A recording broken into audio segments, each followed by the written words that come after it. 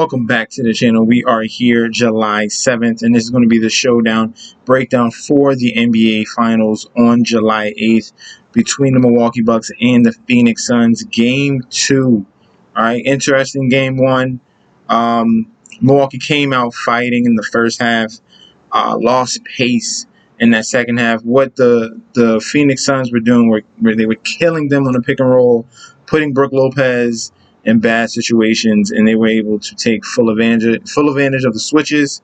And pretty much Milwaukee did not, change their defense until late in that fourth quarter. Well, pretty much the whole fourth quarter they switched, but it was too much firepower for the Phoenix Suns. Chris Paul was clicking on all cylinders after struggling in the first quarter.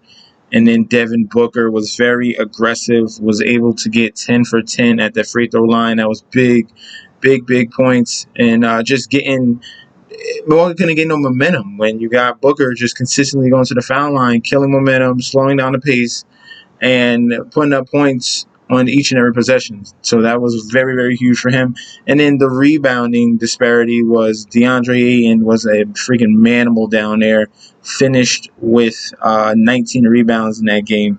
So just an overview of the props. It was 1 for 3. We did not come through with, let's see, I was wrong with the Milwaukee Bucks, 6.5. Even with the Giannis news coming in late, that line adjusted to 5 points, and still they covered. They won by 13. Mikal Bridges did score over 10 points, so I did like him. I think that was an easy one, and he cleared it with 14.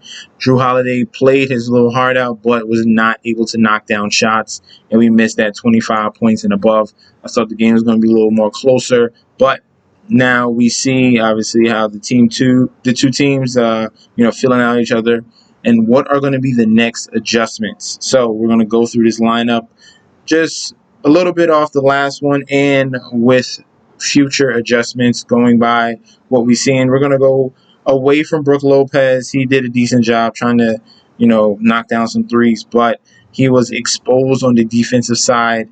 And they went with, Budenholzer went with a 5-man rotation where Antetokounmpo was the center, and that worked out a little bit better. They were able to play better defense, and they held the Phoenix Suns to the lowest point total of all 4 quarters, which was 26 in that fourth quarter. So one of my favorite plays for tomorrow, especially at captain, is going to be DeAndre Ayton. He's going to be the beneficiary to any switches that they do make, obviously, because he's the biggest man on the court. And if you got Giannis down there and you're a 7-footer and you got all the size in the world, DeAndre Ayton should eat it up. He's a guaranteed double-double for game 2. As you saw, 22 and 19. Maybe he does 20 and 20. We will see. But definitely he is someone to have in every lineup. The disparity is huge. Him and Chris Paul, their connection with the alley-oops is on a whole nother level.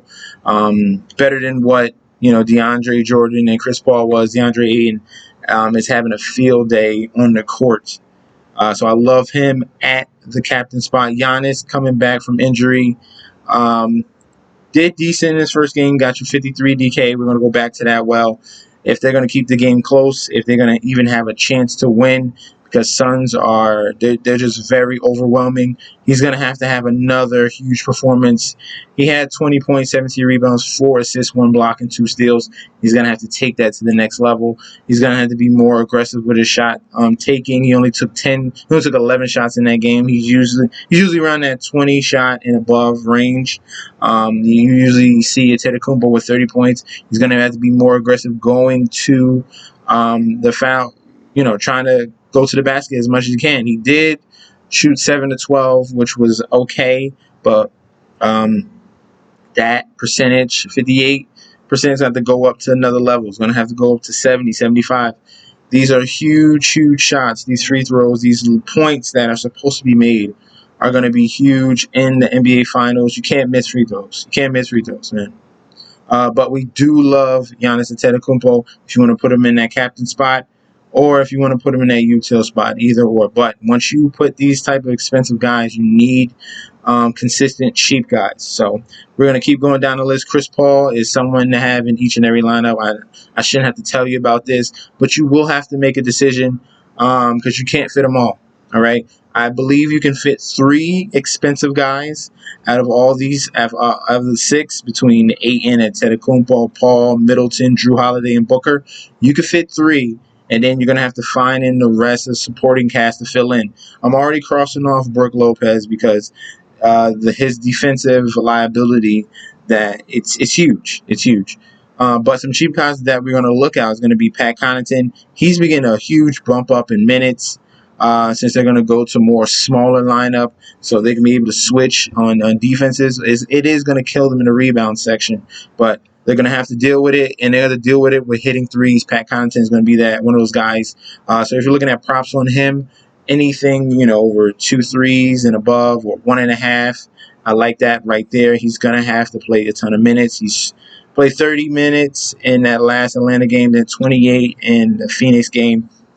The question is production. So he's going to be knocking down threes, and he does play very good hard defense. He came through with a steal and 2 steals the previous game. So we definitely do like Pat Connaughton. And my favorite cheap guy, he's not even cheap. He's more, I say, value. Okay, value in that mid-range. Like I said, I had Mikal Bridges in the previous game. This game, we're going to go with Cameron Johnson. He's been very consistent with his jump shot. He has back-to-back 20-plus DK days, 25 and 21.7. And now he is back in a situation where he's coming off the bench, and he's instant offense. Clear instant offense with no Dario Saric. There's going to be more minutes for these forwards between Cameron Johnson and Torrey Craig. They're going to get a little bit of a boost, so that 20 can bump up to 23, maybe 25. We will see. But those are going to be some key cogs to have in your lineup if you're trying to fill out the bottom. If you're really looking for a cheap guy, Cameron Payne off the bench has been very solid. He has another burst in his game, which is absolutely insane, him going to the hole. And then if you want to go really cheap, it would be a Torrey Craig or a Bryn Forbes. Bryn Forbes is knocking down threes, and he is chipping in with a couple assists, maybe some rebounds. That could be a sneaky guy to have right at the end. If you're really struggling with salary, I would lean on Bryn Forbes. Okay, he can have a hot day from the three-point line. Now let's go over to FanDuel, and like I said, it gets even tighter on FanDuel. And once you put Giannis and Chris Paul, or Giannis and Ayton, you're at an average of 82.50. So you're gonna have to either punt one of the 2 util spots, like at 7K or 6,500, and then fill in the rest. And if I punt with Bryn Forbes, then I have 10K left. Then it's looking like then you're looking at Cameron Payne. So, and Cameron Payne or Bobby Portis. So you really have to watch out of who the expensive guys you do get, okay, on FanDuel. Now, let's look over to the props in the sports book, all right?